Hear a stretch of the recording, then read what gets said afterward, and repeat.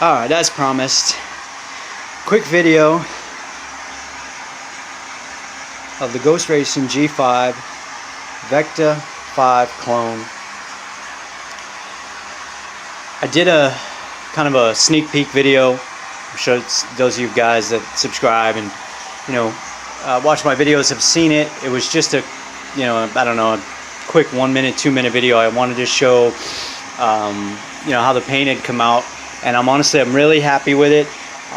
That's all that's been done to it because of the involvement with my other trucks and the amount of time put into my other trucks, and of course my time is limited as it is, and the most important one of them all, money. This is going to be an expensive build. It's a big rig, it's a heavy rig, based on what I'm seeing from some of the posts and forums and just feedback videos about the Kraken Vector. It has its weak points and issues, so I'm having an opportunity to really get a good feel of what direction I want to go in, for what direction I want to go in with it. And I honestly think I'm going to go with a big bore. The RC Max company just came out with a big bore kit for it, all matte pipe. It seems like it's just fitting for a rig this size, but we'll see. That's budget permitting, of course. One of the weakest links of this rig are these upper arms here. This one was broken when I received it. I didn't even know it until afterwards. It was just resting there, and my eyes never came across it until, I don't know, 2 or 3 days after I had it. After I had made videos bragging about how well it, how it arrived safely. So yeah, that was busted, and it breaks fairly easily. All it takes is a hit, impact from this side, and they snap. Kraken seems to have acknowledged it. They made a beefier set. These come in metal. This is metal. All billet.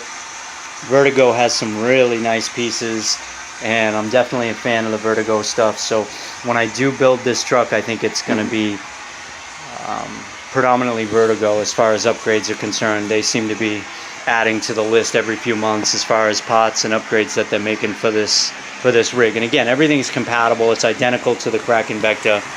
Those of you guys that have seen a Kraken Vector in person, you'll know just by watching this video that it's identical. Full Force just came out with a carbon fiber wall, mud guard to cover up this area here. Kind of wish they didn't go with carbon fiber because it's expensive. I think it's $65, and it honestly doesn't have to be carbon fiber. So I'm hoping there's some other options out there, because that definitely needs to be covered. That's from what I understand, that's where most people grab the pull start. They mount the pull start and pull it from there. But of course, it's gonna take the brunt of the mud and dirt, debris. So yeah, this is it, guys, and this is the homage to the Kraken Vector, the original Kraken Vector. Of course, without the stickers, loses a little bit of the effect, but I basically wanted to go with a theme that looked like it was a, an original Kraken Vector with a ghost, ghost G5 takeover, kind of just ripping up over it. You know what I mean? I used the emblem off the side of the box. The box that it came in had the ghost logo on it, so I just drew it out on here with a marker and liquid mask, cut it, painted it. I worked with Spaz Sticks paint for the first time through my airbrush, and that's what this is here. It was the only company that I could, that made a color that seemed to have matched the beadlocks, because beadlocks actually came in this color, which is definitely a rare color. You never see them that color for sale anywhere. So I decided to just run with that and see if I can find a color that matched. So yeah, in the end, this is what I came up with, and it's pretty damn close, if not identical. I kind of wish I did a shadow on some of the rips. I don't know, but I'm happy with it. I do plan on putting some stickers in there. Maybe some, yeah, I do plan on doing a few stickers. maybe some stickers the shape and size of the stickers that are on the original Vector, but just with different, different sponsors or font, writing, that kind of thing. Different message, Full Force just came out with a window kit, 3-piece. Seems pretty cool. But yeah, so as far as upgrades are concerned, I plan on going in the direction of Vertigo. I'm definitely digging everything they've made so far. Of course, it's all got a good looking price tag, good size price tag on it, but this stuff's well worth it. And yeah, I don't know when I'll start this build, but it should be soon, maybe this coming year, after Christmas, of course. Those of you guys that have seen my other videos know that I have 4 children now. We were expecting, and of course she has arrived. A beautiful baby girl, Emilia Irene. Her first visit out to the garage with Dad. The garage lately is, it's looking grim, guys. The walls are just closing in on me. This is what having a family looks like. And of course trying to build and race RCs out of your garage. Here's the old Revo. I just won a brand new TRX Traxxas 3.3 motor on a one of the Facebook pages I belong to with a $15 entry, $20 entry I think it was, no 15. I won the motor, the easy start, the wiring, exhaust, everything. And yeah, this truck needed a motor, so I'm looking forward to getting some nitro fuel, tuning it, and getting it back out there. I ripped all the Traxxas radio or electronics out of it and used the Rovin 2.4 gigahertz radio and receiver. So, and that worked out. I had to eliminate I won't get into it, but for those of you guys that run nitro or are familiar with Traxxas, the OptiDrive system, I had to eliminate that. I was able to keep the reverse servo working, so that's my servo was junk, so I'm ordering a new one with a metal gearing, and it should be a much better replacement to the stock one that was in there. Oh, while I was at the track, I scored these. I'm not sure if I mentioned them in my last video, but one of the guys that I raced with, and a friend of mine, Chris, he had, I'm assuming, come across the iKilly 2 and is not a fan, so, and I definitely am. For $50, it's virtually brand new. And this is what I run in the King Motor X2.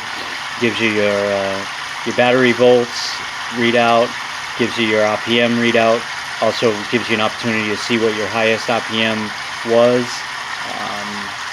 gives you your high temp, and it has a high temp engine cut. Of course, it acts as a kill switch. And it's just a great kill switch, and it really doesn't weigh that much. I've heard guys mention like, geez, that's a kill switch, that's pretty big. But, it's more than just a kill switch, so joke's on you.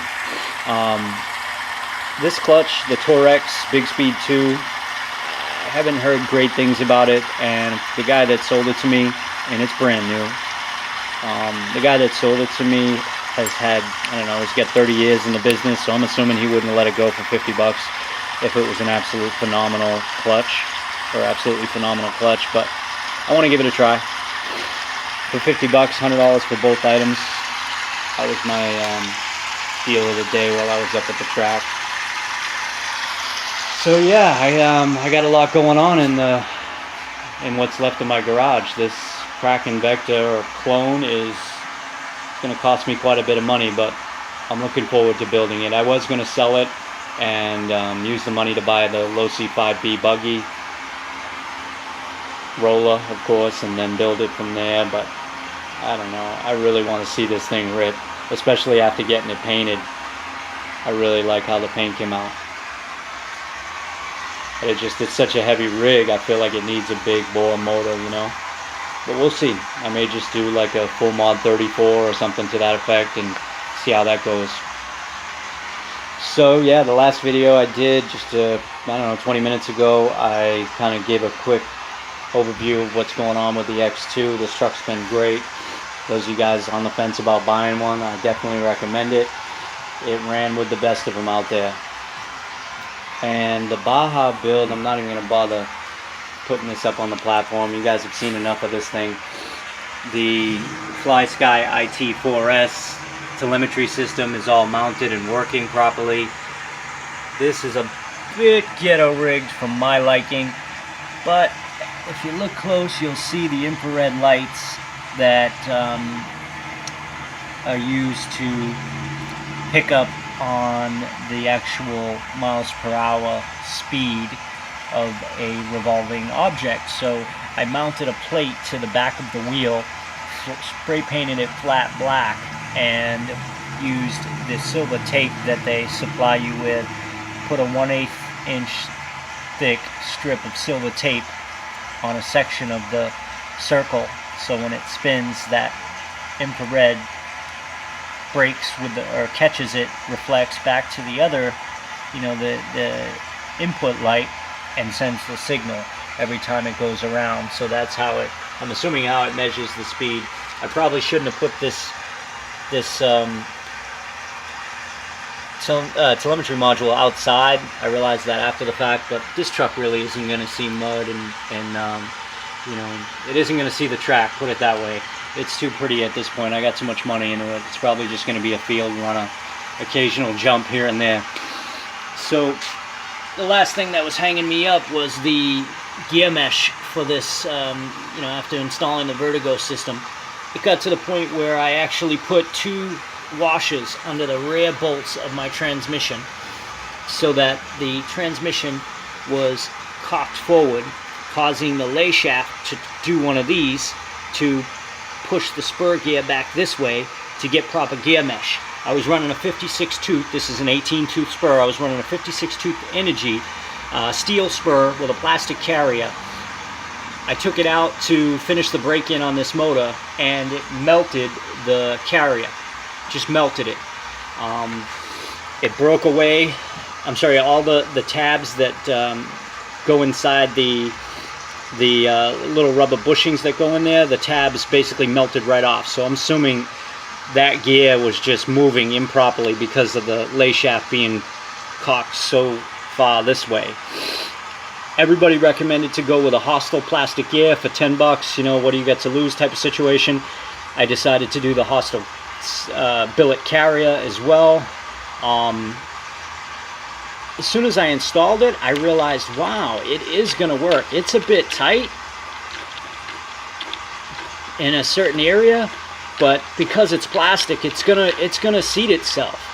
And so I should have done this from the very start. But for some reason, I thought I heard somebody say that it doesn't work with the Vertigo pinion, which doesn't even make sense when you think about it, if you know anything about the Vertigo pinion and the Hostile spur gear.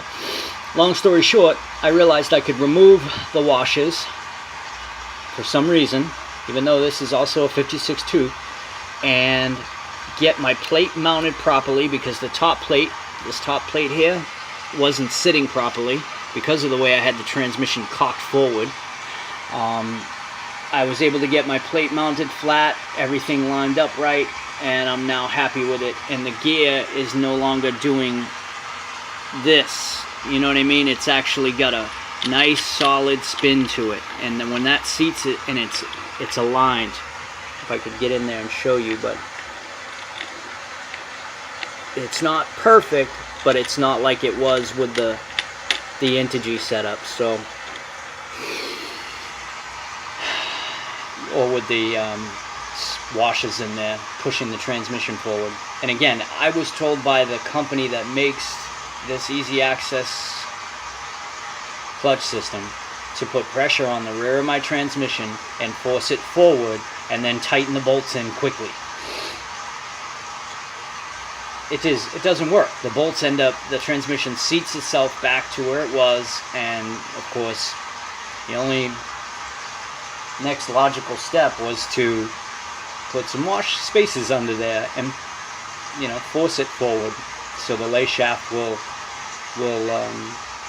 again, will cock this way because of the pressure on the bearing, and it'll pull the spur gear back, back this way to give you a better mesh. because originally I couldn't even move it. Couldn't move it at all with the N2G spur gear. So yeah, we've gone from steel back to plastic with a billet carrier. I haven't run it yet. I'm really looking forward to it. We'll see how that works out. In the end, this Baja should be done soon.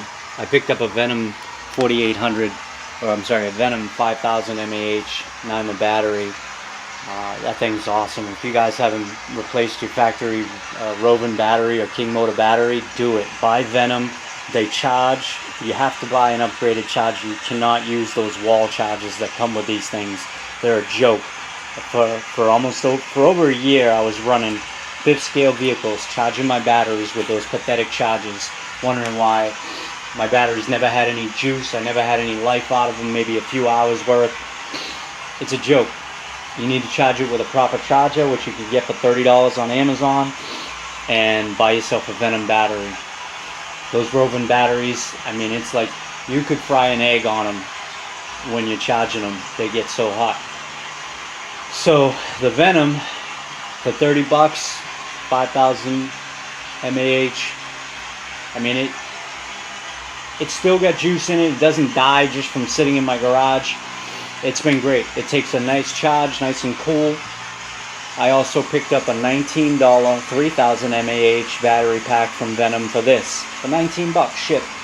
And the 4800 mAh battery by King Motor that came with it is a joke compared to it. It barely takes 4000 mAh before the charger says it's full, and that's from a full discharge, and it just doesn't last, you know. The Venom pack with 3000 mAh took me around the track for I'd say 3/4 of the day in comparison to what the King Motor pack did, both fully charged.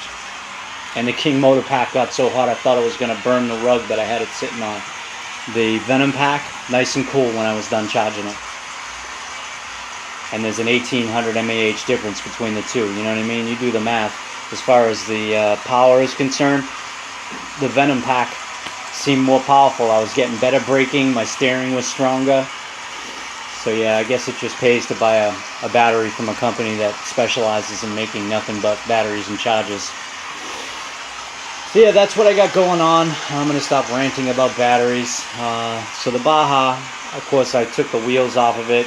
I got to clean those suckers up, or I'm going to have to, I guess, maybe change out the bead locks or something. I don't know. I don't know how well those are going to clean up, but I can't put those crusty, muddy things on my beautiful Baja. So yeah, these are the King Motors. But I like the MX Hostile style tire on the Baja, you know. And so I really don't want to put those things on there. But who knows, I might.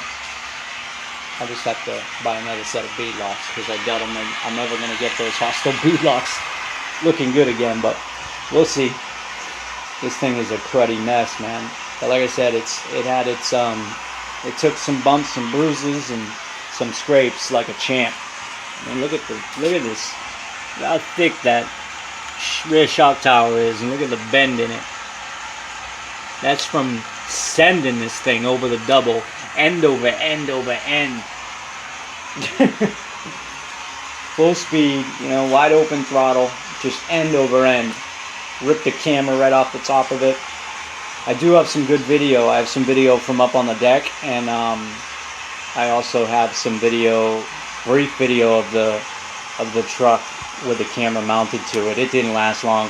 I have the clone, you know, HD 4K Amazon camera there, the Akaso EK7000, which is a great buy, by the way. It's been good, other than a bit of white noise that I'm getting here and there.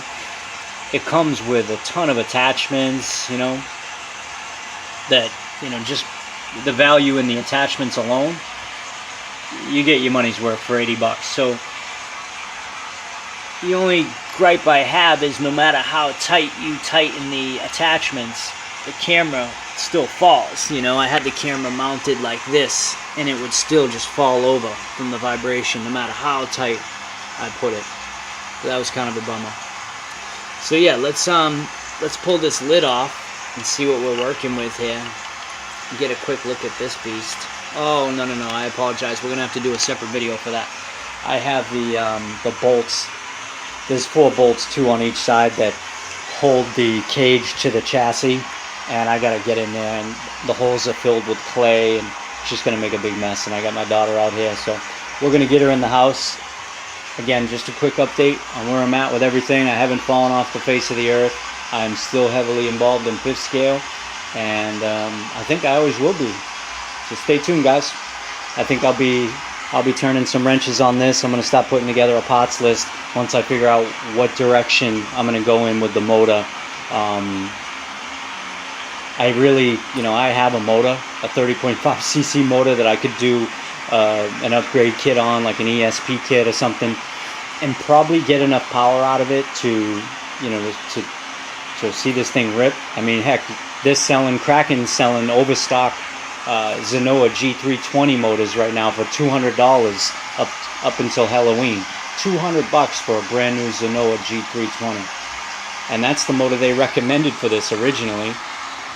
But of course, that's why they have an overstock of them, because the motor's just, it's a sick motor, but this truck is a beast. It's just so heavy, and it's yeah, I think it's just too big, too heavy for a 32cc motor. But it would, it does go. So, and I mean, of course, you guys have seen the videos of the Kraken go with a stock Zenoa 32, and it goes pretty good. But for some reason, I really want this thing to effing rip. I mean, I just want it to be an absolute lawn-destroying machine. Yeah, stay tuned. Thanks for watching. We'll catch you guys again soon. I'll be back with some more videos when I get a chance.